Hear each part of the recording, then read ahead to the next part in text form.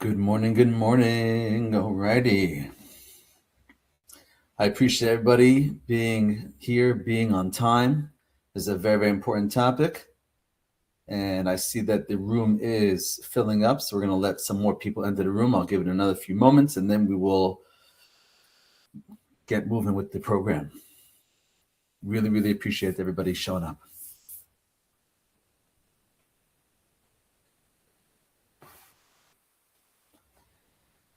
Some more people entering the room. Fantastic.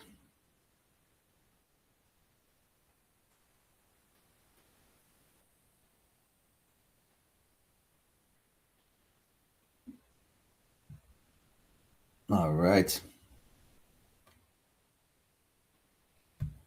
Great stuff. Great stuff.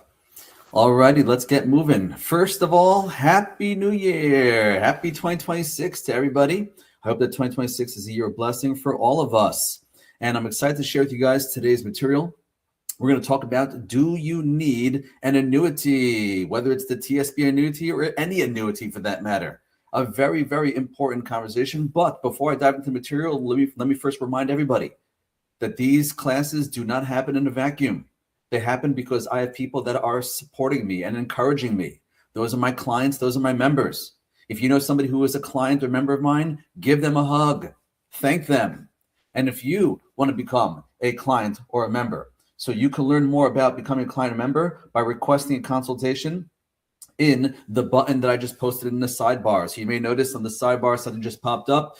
You have the ability to click on learn more. It'll take you to a web form where you could request a meeting with me or a member of my team. Very, very good. Love to work with you guys. Let us dive into today's class. Do you need an annuity? And this conversation is definitely in the air. I'm hearing more and more people talk about this because one of the things that annuities do is they provide you with guarantees against uncertainty. And in this stock market, the climate that we are in, with everything that's going on in the world, whether it is with Venezuela or whether it's with other wars that are happening, whether it's with tariff wars, whether it's with an AI bubble, there's a lot of fear mongering and people are very nervous, very concerned, and they want to get some guarantees put in place. And that's why the whole conversation about annuities is on the rise. So let us have that conversation. Do you really need an annuity? So first of all, what is an annuity? I'm sure you guys know this by now. An annuity is an insurance contract. Basically, the insurance company is going to provide you a guaranteed lifetime income. That's what it is. It's an insurance product. And as we will talk about later in class, the annuities are designed to protect your income, not your principal. So people think that they cannot lose money, they cannot run out of money with an annuity. That, as we will see, is not exactly accurate. What the annuities are doing is they are an insurance product that is there to provide you guaranteed lifetime income.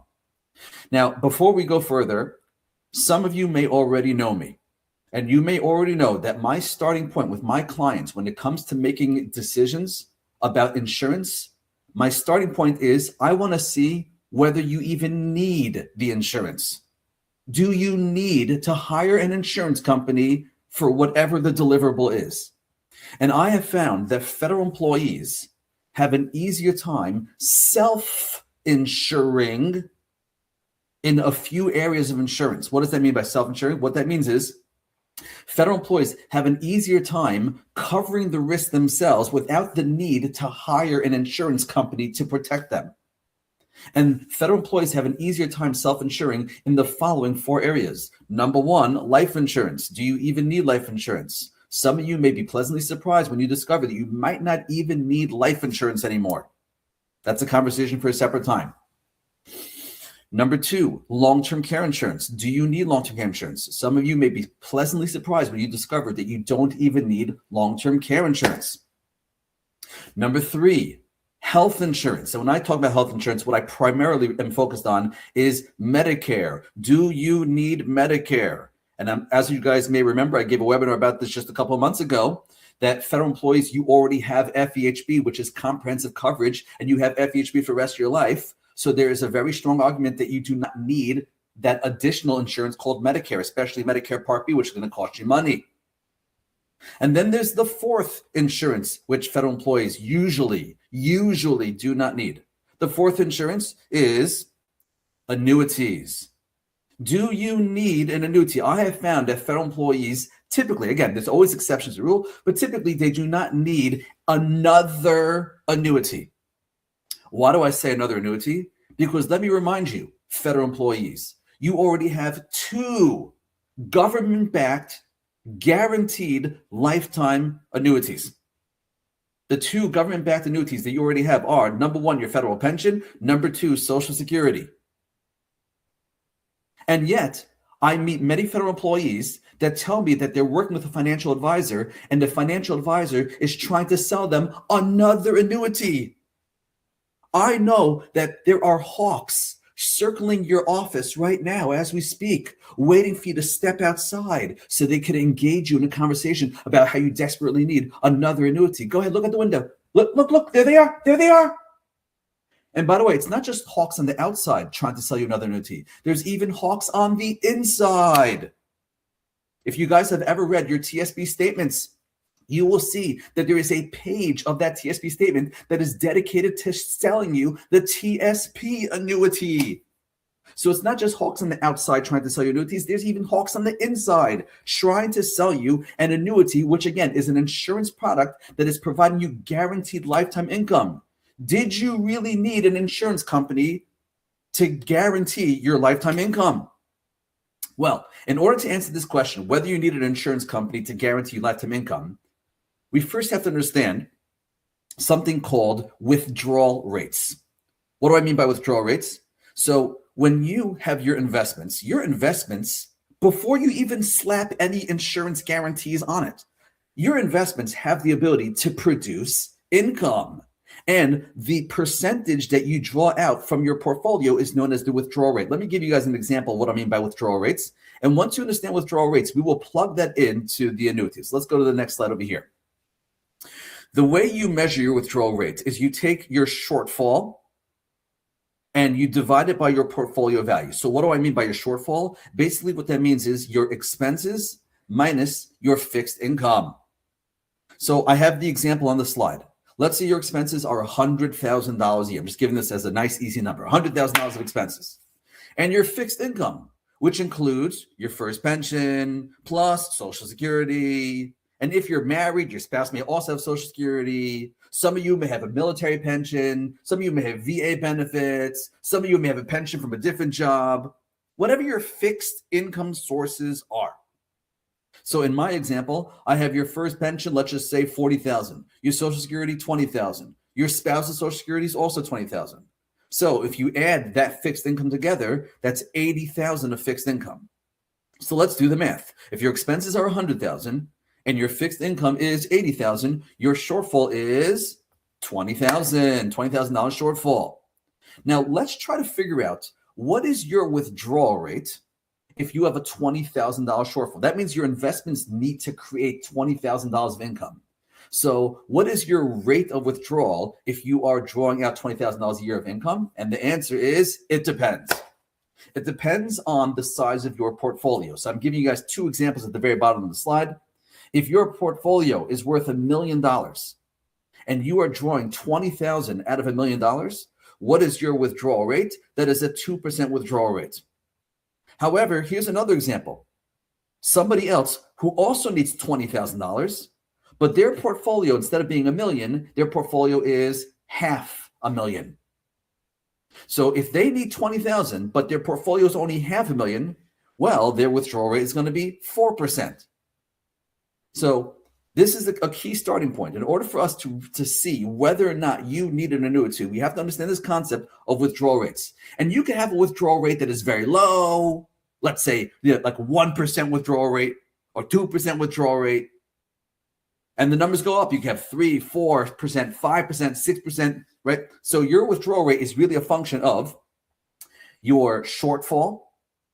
Divide that by your portfolio value, and that will tell you what your withdrawal rate is, okay? So again, your withdrawal rate could be very low, let's say 1% on the low end, or it could be very, very high on the opposite end. Fantastic. Let's start off with a 1% withdrawal rate. I'm going to go to my next slide over here. If your portfolio is worth whatever it's worth. Let's just call it 100%. Again, whether it's worth $1 million, whether it's worth $500,000, whether it's worth $2 million, whatever your portfolio is worth, we're going to call that number 100%. That's 100% of the value of your portfolio. If you are drawing 1% out of that portfolio per year, so let's do the math together. I start off with 100%, and every year my withdrawal rate is 1%. That means every year I'm taking 1% out of my portfolio.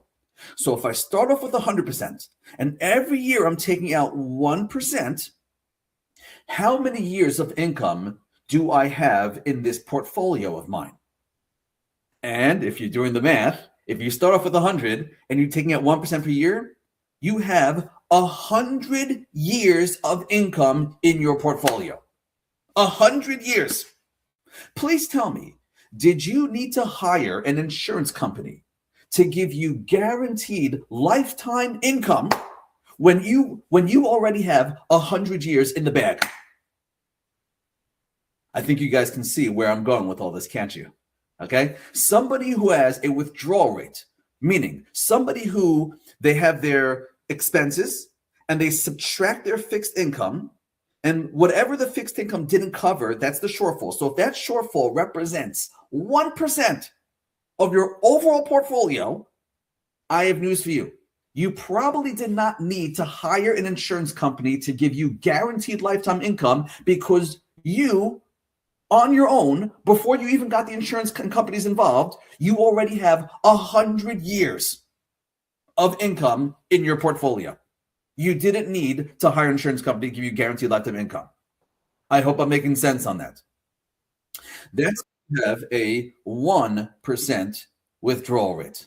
Let's move on to the second example on the slide. If your withdrawal rate is 2%, okay, what do I mean by 2%? So if I back up one slide, you'll see I gave that example before. On the very, very bottom of the slide, let's say you have a shortfall of $20,000 a year, and your portfolio, is worth $1 million. Right here, the second to last example. So you have a $20,000 a year shortfall, and your portfolio is worth $1 million. That means you are drawing 2% per year. So if you start off with 100% and you're taking out 2% every year, how many years of income do you have in your portfolio? And the answer is 50 years. You already have 50 years in the bag. Please tell me, did you have to hire an insurance company to give you guaranteed lifetime income when you already have 50 years in the bag? Wow. Okay. I hope you guys can see where I'm going with all this. Fantastic, fantastic. Okay, let's go to the next example. The next example. If you have a 3% withdrawal rate, how many years do you have in the bag? So again, if your portfolio is worth 100%, and then every year you're taking out 3%, how many years of income do you have in your portfolio? And the answer is 33.33 years. Please tell us, did you need to hire an insurance company to give you a guaranteed lifetime income when you already have 33.3 years in the bag? Now, at this point, I could start hearing people say, 33.3, I don't know, I might live longer than 33.3 years. My retirement might be longer than that. Okay, I hear what you're saying. However, let me show you some data. I'm going to bring you to one of my favorite illustrations. If you guys can go to the next slide over here. So this is a great illustration by a company called BlackRock. And BlackRock is basically measuring, will your money last? If you're going to be drawing income for your investments, will your investments provide you an income that's going to carry you over your retirement? And as you can see on this study, they broke their analysis into different periods of time. So they have a 20-year period of time, a 25-year period of time, and a 30-year period of time. So in the red area, that's a 30-year period of time. So let's focus in on that 30-year window of time. And as you can see, there's the different stock bond allocations. So the first number is stock, the second number is bond. So if you see 20-80, that means 20 stock, 80 bond, 40 stock, 60 bond, 60-40, 80-20, 100-0. Beautiful. And then you come all the way over to the left-hand side, and you will see this inflation-adjusted withdrawal rate. Now, we just spoke about withdrawal rate. Withdrawal rate basically means whatever your shortfall is. You have your expenses, you minus your fixed income, and whatever the fixed income didn't cover, that's your shortfall. So shortfall divided by portfolio value equals your withdrawal rate. Now, what's nice about this BlackRock study is they assume that the amount that you're going to be drawing out is going to go up every year with inflation. It's going to be inflation adjusted. So, for example, in the first year, you might need $20,000. But the next year, you're going to need $20,000 plus the inflation adjustment.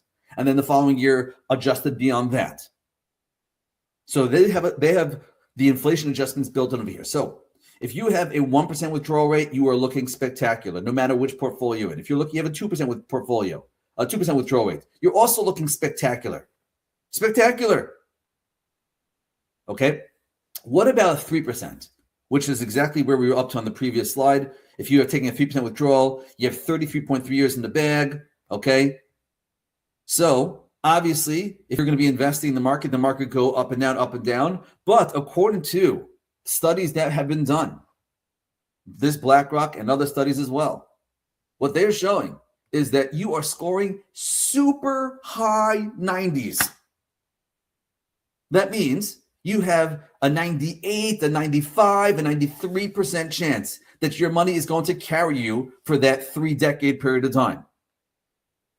Okay, so again, did I need to hire an insurance company to guarantee me lifetime income when I have 98% of it, 98% chance, according to these BlackRock studies, in a conservative portfolio that will cover me for that period of time?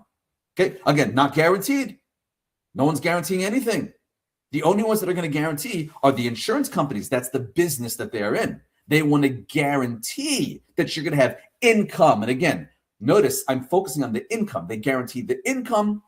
They don't necessarily guarantee the principal value of your money. But my point is that if you have a 1%, 2%, 3% withdrawal rate, you might not need to hire an insurance company to provide you guaranteed lifetime income, because even without the insurance company, you have 100 years or 50 years or 33.3 years pretty much in the bag. Okay? Unbelievable. Now, let's take it one step further. Let's say you have a withdrawal rate of 4%. If you have a 4% withdrawal, how many years do you have? 25 years in the bag. So there, again, I could hear someone saying, at that point, I have a 4% withdrawal. I only have 25 years. I need to strengthen my numbers. And let me remind you, if you have a 4% withdrawal, okay, you're not scoring in the 90s. Now you're scoring in the mid upper 80s. I could hear that somebody who has a 4% withdrawal rate, that's when they start saying, you know what, maybe I should look to guarantee things. Maybe. Okay. And I could also hear if somebody has a 5% withdrawal rate, because at a 5% withdrawal rate, that's, as you can see according to this BlackRock study, now you're looking pretty choppy. You're looking very, very dangerous with that 5% withdrawal rate. And obviously, if you go to a 6%, it becomes even more dangerous. However, I have news for you. If you go to a 7% withdrawal, I have news. Most insurance companies will not give you a 7% guaranteed income stream. On the money that you gave them, they will not give you a 7% guaranteed lifetime withdrawal on your income. So let me say it like this. Do you need an annuity really boils down to what is your withdrawal rate. If you have a 1%, 2%, 3% withdrawal rate, you probably don't need an annuity. If you have a 7% or higher withdrawal rate, an annuity is not even going to help you because they're not even going to give you a 7% income stream.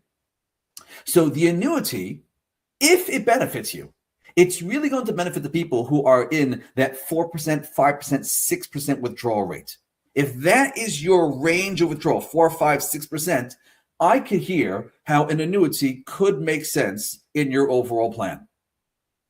However, once again, I would see, do we need to rely on the insurance companies? Are there ways to solve it without involving the insurance? Now, one of the ways to solve it is, let's see if we could lower your withdrawal rate.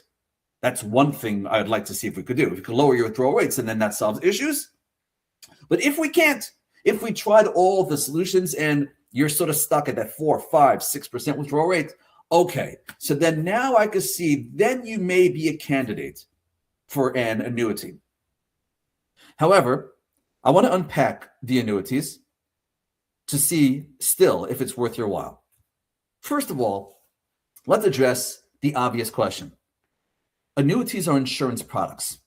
And we know that the insurance companies are in the business not just as an act of charity. Okay, they're in the business to make money. I know it sounds so wrong, but it's not. Okay, we're grateful for the insurance companies. They're doing a service for all of us. And they also need to make money to stay in business. Now, how do these annuities, how do these insurance companies that provide these annuity guarantees, how do they make money? So the answer is it really depends on the type of annuity they put you into. And we're going to talk about a few of the different types of annuity products that they put you into. And we're going to look at the TSP annuity, for example, as one of the points of comparison. And we're going to see how, in fact, they make money and what exactly is the guarantee that they're providing you. But let me show you the few ways that annuity companies make money. So the number one way that they make money is they have their fees. They have their fees. And their fees come either in a yearly fee that they charge you, or they charge you quarterly, however frequently they charge you the fee, or they have something called surrender charges. This surrender charge to me is one of the biggest hesitations to me, because some of these insurance products, some of these annuities, they require you to commit to them for a period of 5 years, 7 years, 10 years. That means you are locking your money into this product for the next 5, 7, 10 years. You're really not going to be able to just liquidate and walk away from that product without a surrender fee. That to me gives me hesitation. Whenever my clients show me an annuity that somebody else is trying to sell them, I try to point out to them, are you okay locking up your money for the 5, 7, 10 years? And sometimes it makes sense. Sometimes it makes sense. But that is one of my biggest hesitations, because a lot can change in the economic climate over 5, 7, 10 years. You may find that low risk investments have higher yields. Like, for example, we saw interest rates going up. And so low yield bond investments, relatively low risk bond investments were providing higher yields. And so if somebody got locked into an annuity that was giving them, some performance, and the performance was a modest performance, when they could have taken not that much more risk and gotten a higher performance without having their money locked up. So that was the big trade-off over there. So that's one of the ways the insurance companies make their money. They have their fees or their surrender charges. Another way the insurance companies make money is they'll tell you, you know what, we're not going to charge you fees. It's nothing. It's free. No fees. Now, obviously, when you hear no fees, your red flags go up. You're like, well, what are you talking about? If there's one thing we know about insurance companies is that they're in it to make money. So how is it possible that they're charging us zero fees? And the answer is because they might be using one of the next two bullet points. They're either going to be taking a haircut off the growth of your account, or they're going to be keeping the account balance after you pass away. Let's talk about both of those. So some of them give you haircuts off the growth of your account. What that means is they say, listen, your account is going to be growing to some degree. And how does it grow? We're going to talk about that on the next slide, how it grows, whether it's a fixed account, whether it's a variable account, whether it has some index capabilities. But basically what they're saying is your account is going to grow. But the amount that it's going to grow, we've limited it. We've capped it. And if it happens to be that the economics will allow that your money could have performed better, well, guess what? We're going to have that your money participating in a way that it would perform better, but we're only going to pass along to you the amount up to the cap. So, for example, you may hear annuities that say we're going to give you a growth rate that is capped at 5% or 7%. So what that means is, listen, we'll let you participate in the market. And if the market goes up by 18%, you're only going to get 8%. What happens to the other 10%? That goes to the insurance company. Now you'll say, Stefan, that's the price I'm willing to pay. Okay, just understand that you obviously we're talking about money that could have been participating in something that would have gotten you 18%, but Instead, you walk away with 8%. Fantastic. So those are the haircuts. When they limit how much growth you can get in your account. And any growth that happens beyond that, they really stuff that into their own pockets.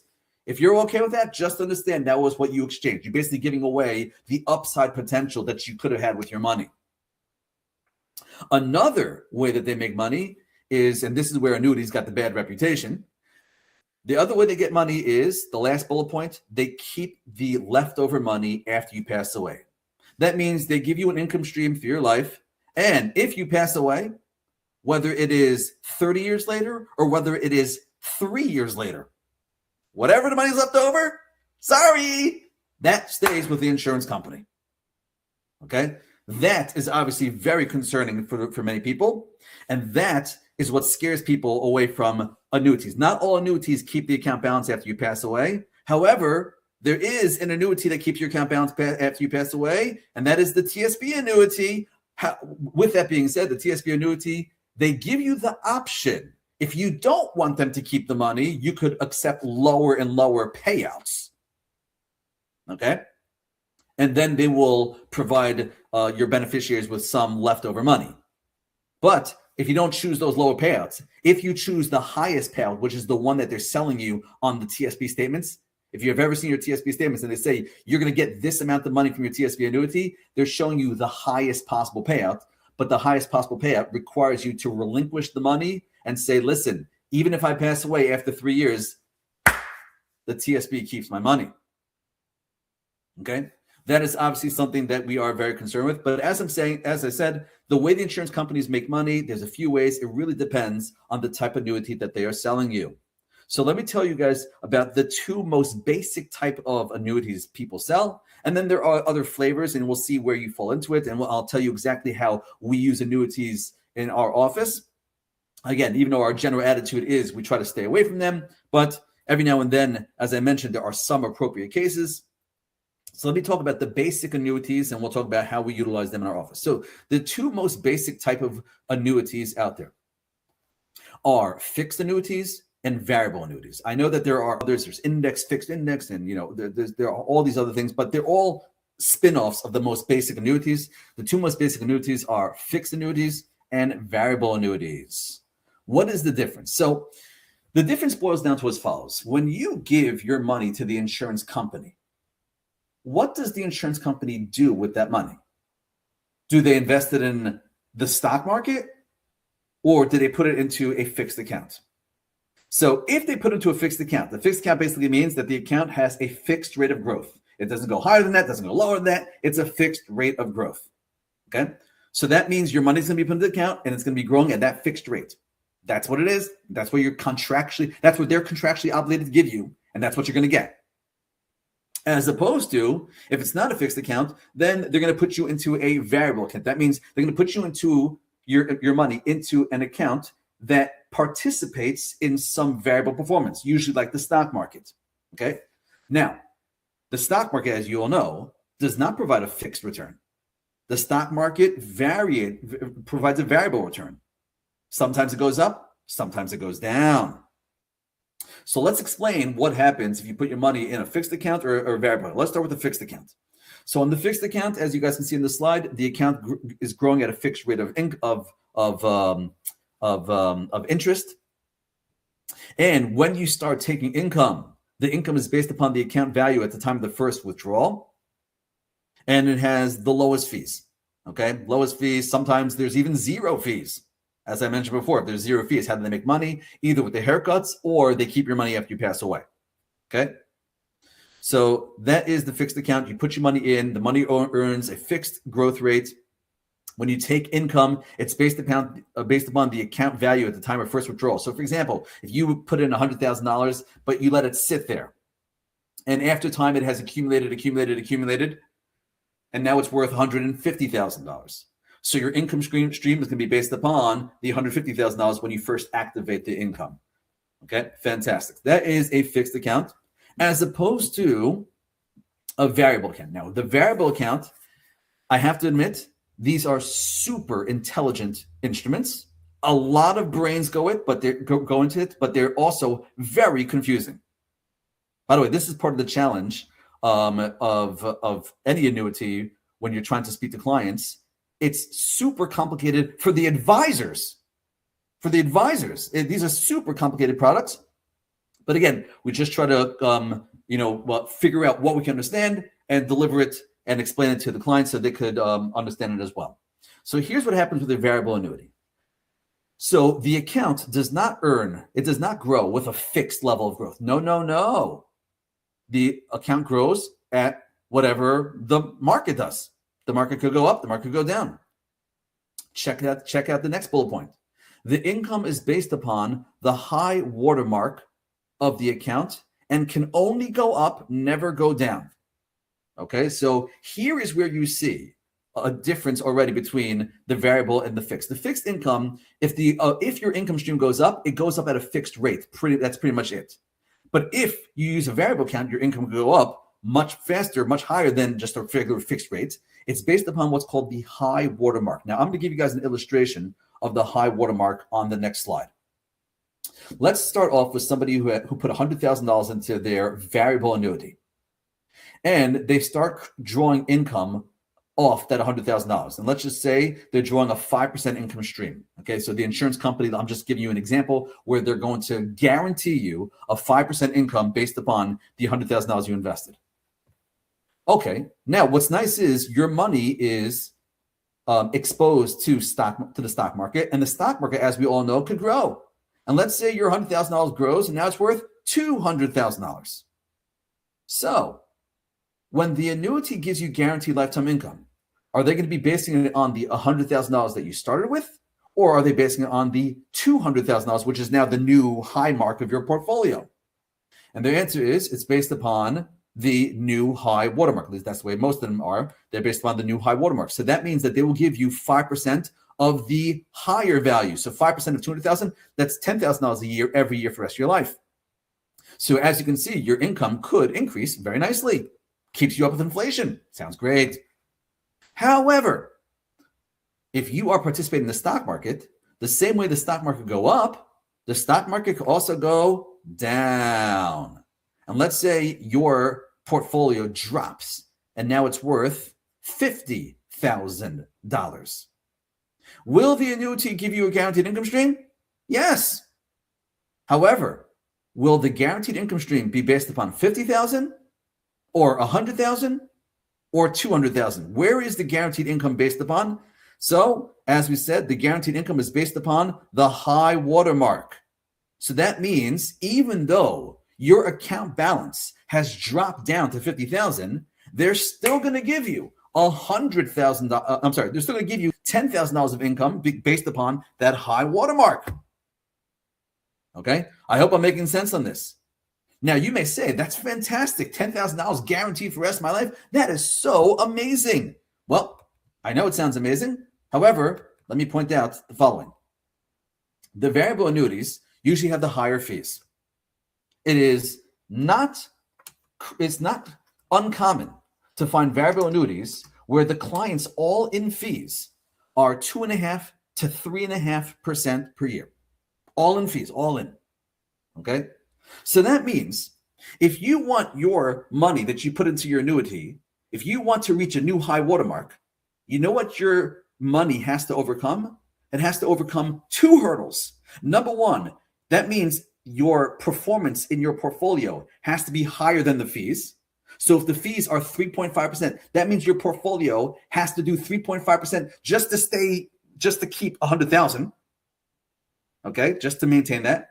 And the second hurdle is not only does your portfolio have to outpace the 3.5% fees, but if they're giving you $10,000 of income, that means your portfolio has to grow by the 3.5 plus the $10,000 of income in order to help you reach new high water marks. If your portfolio is not able to outpace the fees plus the income stream that they give you, you will never see a new high watermark. And let me remind you something that I mentioned earlier, that the variable annuities in general, but variable annuities really highlight this point. When you have an insurance company guaranteeing you with the annuity, they're giving you guarantees. What, in fact, are they guaranteeing? Are they guaranteeing that you will never lose principal? Or are they guaranteeing that you will always have an income stream from the account? Which one is the one that they're guaranteeing? And as you can see on my slide, they are guaranteeing the income. They are not guaranteeing the principal. Your principal could go to zero. It's very, very common, actually, because they only guarantee the income, not the principal. And this is where clients get very, very concerned, very, very confused. Okay, especially people who have already gotten annuities. They're like, "What? My guy who sold me this product, he said it's guaranteed to never lose money." Whoa. He might have said it's guaranteed that you will have income for the rest of your life. But did he guarantee that your principal will not lose value? Well, I have news for you. If your money is exposed to the stock market and the stock market goes down, what happens to your money? Okay, the illustration that I like giving for variable annuities is I describe variable annuities as disability insurance for your investments. Disability insurance for your investments. Let me explain what I mean. I'm sure you guys have heard of disability insurance for your income. So the way disability insurance works is while you're healthy, you're able to create income on your own. You're an income producing machine. So while you're healthy, the insurance company is getting off easy. They don't need to pay any money because they're not insuring you while you're healthy. While you're producing income, the insurance company is not needed. However, when a person gets disabled, the disability insurance kicks in. Now, I want you guys to think about this. When a person gets disabled and the disability insurance kicks in, does the disability insurance heal the disabled person? No, the disabled person remains disabled. The only thing that the disability insurance helped was disability insurance replaced the income producing capabilities of the person. The person remains disabled, but the income capacity is what the disability insurance protects. This way, if the person gets disabled, at least their income will continue, even though the person remains disabled. Okay, so if you understand that concept on the disability insurance side, you should be able to apply that to the annuities, especially the variable annuities, which, as I mentioned, is a form of disability insurance for your investments. Let me explain. While your investments are healthy, what do I mean by healthy? What that means is while the market is growing and it's performing, your investments should provide you income even without the insurance company. Even without the insurance company, your investments provide you income. So long as the investments are doing what they're supposed to do and they're continuing to go, they will provide you income. But let's say that the investments get disabled. What does that mean, disabled? Let's say the market tanks. So now the investments are down. Does the annuity heal the investments? Meaning, does the annuity say, oh, the investments are now beaten down, let us replenish their account values? No, not at all. The investments are still disabled. They are down, disabled. That means that their income producing capabilities have been impacted. So the insurance company says, okay, no problem. That's when we step in. When the income producing capabilities of the investments have gone down, that's when the insurance company kicks in, and that's when they provide you income. And the first place that they're reaching into, the first pocket that they're reaching into to provide you income is your pocket. The pocket of whatever's remaining in your investments. That's the money that they're going to use up first before they have to reach into their coffers. Okay? So it is very, very common for a person to have a variable income, a variable annuity. And if it's exposed to the stock market and the stock market goes down, that annuity, it'll still provide you income. But just be aware that the actual account balance in your account could go to zero. And I'll tell you when this becomes relevant. This becomes relevant. Let's say a person has an annuity, and then after a few years, they say, you know what? I'm not interested in this product anymore. It seems expensive to me. I think I can do better elsewhere. Can I get my money back? Now, when you ask for your money back, you're asking for the actual account balance. And if the account balance had those fees and it had money taken out for distributions, and the market has declined, yeah, they'll give you your account balance, assuming that you also are past the surrender period. They'll give you your account balance, but don't be surprised, but that account balance might be significantly less than what you originally started off with. Why? Because of fees, because of distributions, and because the market has gone down. Okay? So that is the story when it comes to variable annuities. Now, my question for you guys is, you've heard about the TSP annuity. The TSP offers an annuity. Which one of these annuities is the TSP annuity? Is it a fixed annuity? Is it a variable annuity? Which one? And the answer is the TSP is a fixed annuity. Okay? It is a single premium fixed annuity. What that means is you put your money in and they give you the income stream the next month. It starts the income stream next month. Okay? Now, I will tell you something. I'm going to warn every person in this room. I can say with quite confidence that if you need an annuity, which I'm not even sure if you do, but if you do, you probably should not be doing the TSP annuity.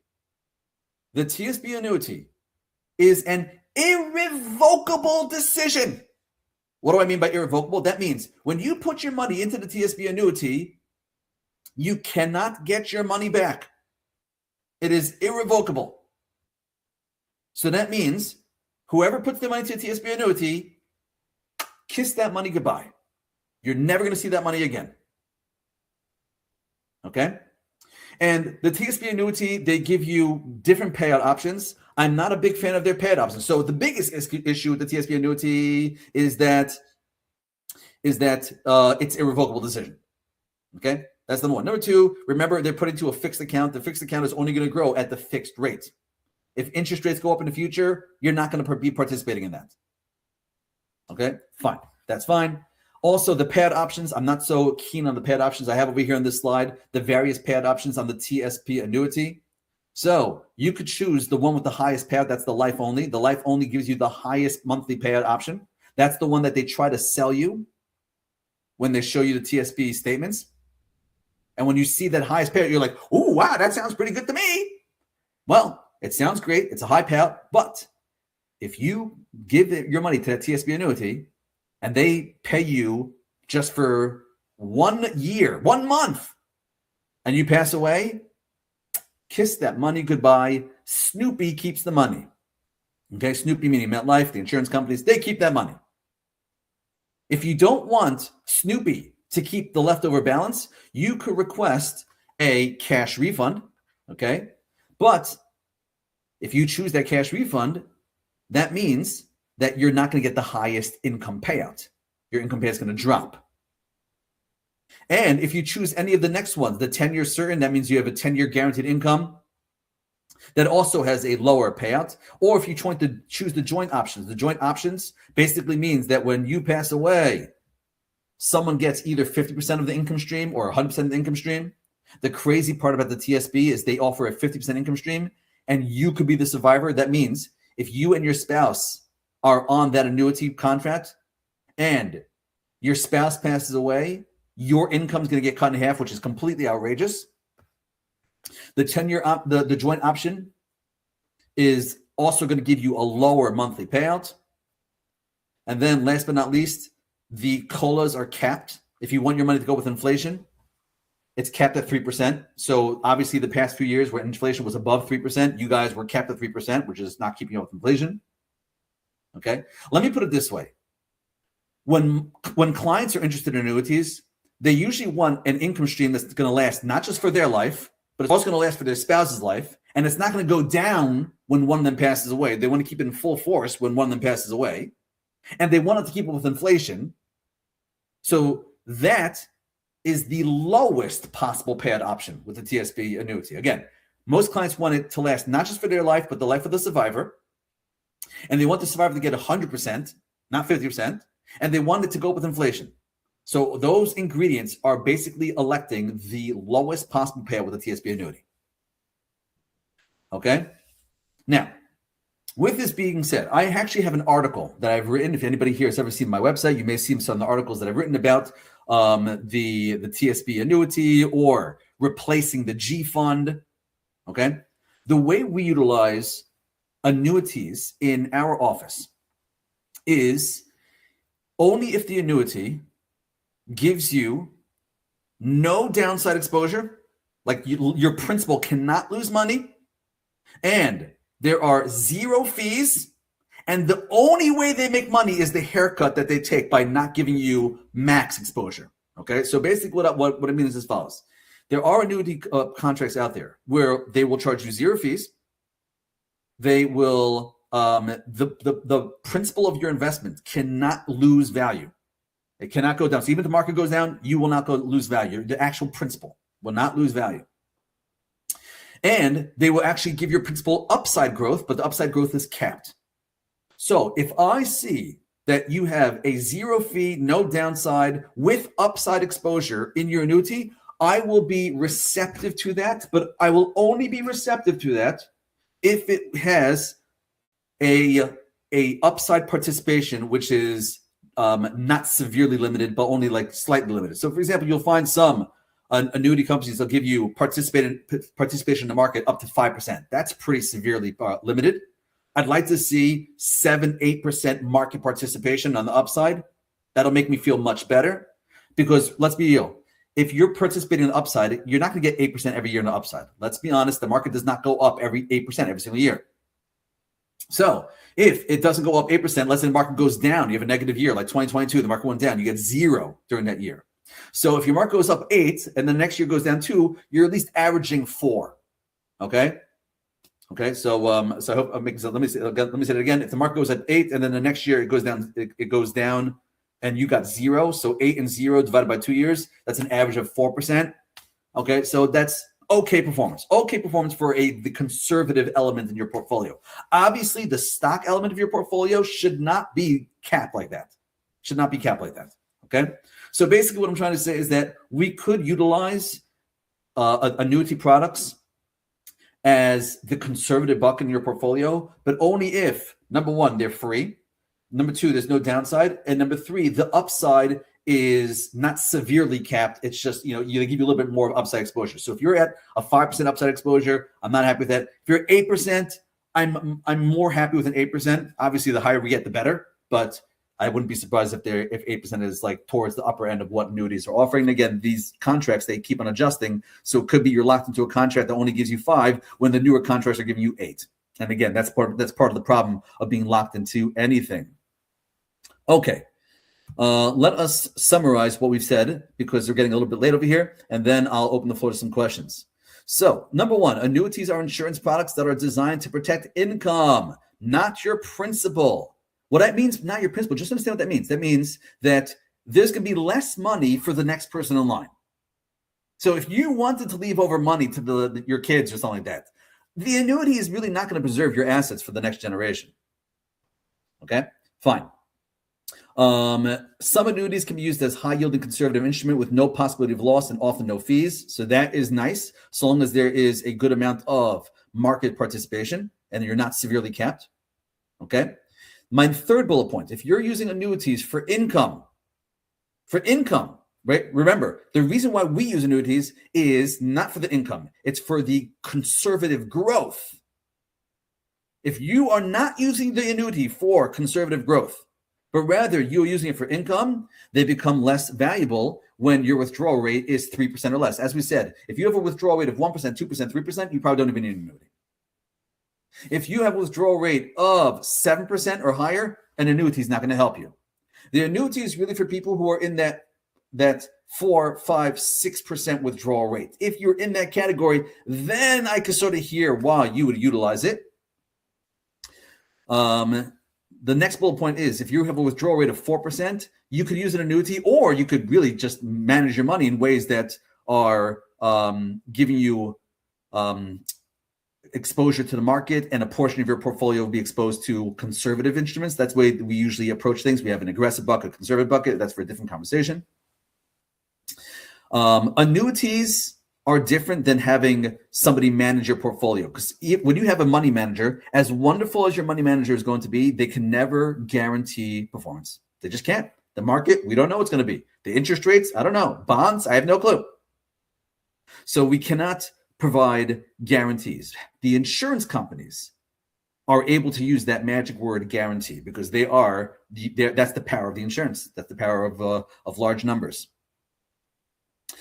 Next bullet point, the fixed annuities grow your account balance with a fixed return. Variable annuities grow with a variable return, and the variable performance may even go down. You may lose money. Okay. And as I mentioned, the last bullet point, variable annuities could provide a rising income stream. However, the variable performance needs to outpace the fees and also the withdrawal rate. Fantastic. Okay, a few more points to review. The TSP annuity is irrevocable.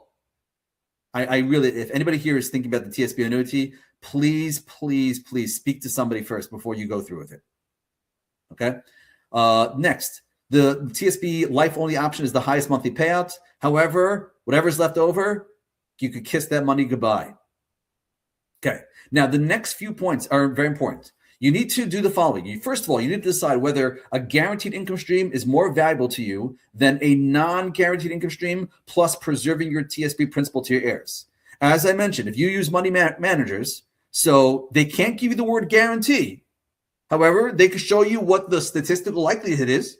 As I showed you that BlackRock study, there's statistically strong backing to their positions. There's no guarantees, just very, very strong, right? And what's nice about the money managers is that you will you have a better chance of having leftover money to give to your next generation. Once you give that money to the annuity, you pretty much kiss that money goodbye.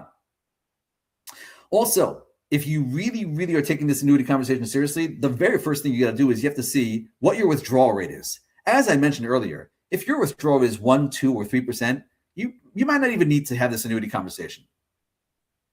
And the third bullet point, as you can see, decide whether you want to strategically manage your money or take the guaranteed income stream. Okay, this is where the asset management service that asset managers provide. This is something that my firm provides as well.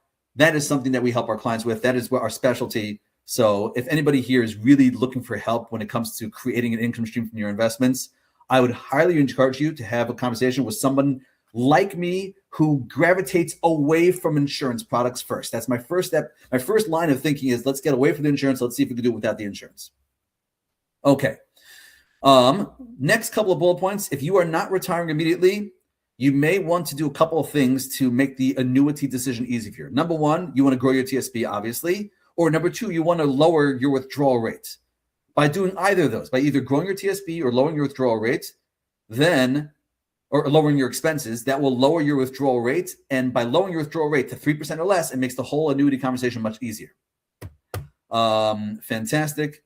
And as I mentioned, if anybody here wants to have a conversation with me to discuss this, you should definitely reach out by clicking on the offer button on the side. As you guys can see on the side, there is the green button that says learn more. If you click on that green button, it'll take you to a website and you can request a meeting with a member of my team. Okay, I'm actually going to paste that link into the chat box so you guys can see the link.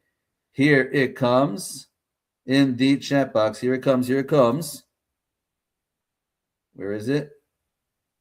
1, 2, 3, and bang. Okay, fantastic. So I have over there in the chat box that link. And I encourage you guys, if you're really confused about annuities, if you really feel that you'd like to strengthen the income capacity of your investments in retirement, I would encourage you to reach out and we could have that conversation. I do see I have a couple of questions or comments waiting for me in the chat box.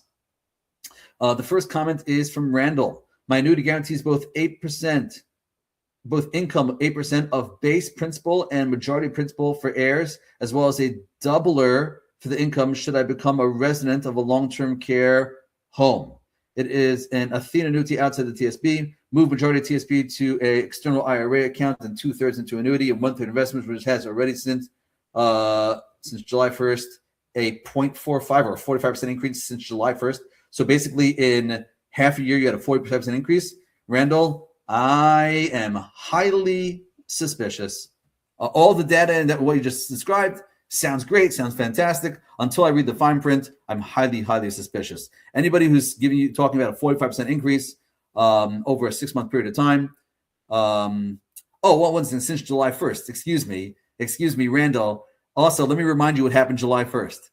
Last year, you may remember, in April, May, Trump did the what's called wars, the tariff wars. So the market was down 20%. So it could very well be, Randall, that you put your money in at the perfect time. But again, I'm not jumping at that information. I'd have to see the fine print. Okay, fantastic. Fantastic. I see Mary has a question. When you retire, should you move your TSP balance and IRA? And if so, why? I'm a former corporate worker with a 401ks and small TSP due to 10 years of federal service. So, Mary, I have good news for you. I wrote an article that compares the TSP to IRAs. And so you could actually see the pros and cons in my article. I'm going to copy and paste that article into the chat box so you will have the ability to read through the pros and cons. Because let's be honest, there are pros, there are cons. So I spelled it out over here. The article is called 14 Differences Between TSP and IRA. I hope you enjoy that article, everybody. And obviously, if you need my assistance with this type of stuff, whether it is annuities, whether it is investments, whether it's retirement planning, whether it is federal benefits, I would like to have that conversation. And if you guys are interested, you can request a meeting with a member of my team. I very much appreciate you guys joining us today. And I hope that I'll see you on future classes. Wishing you guys all blessing and success in this new year of 2026. All the best, everybody. Take care.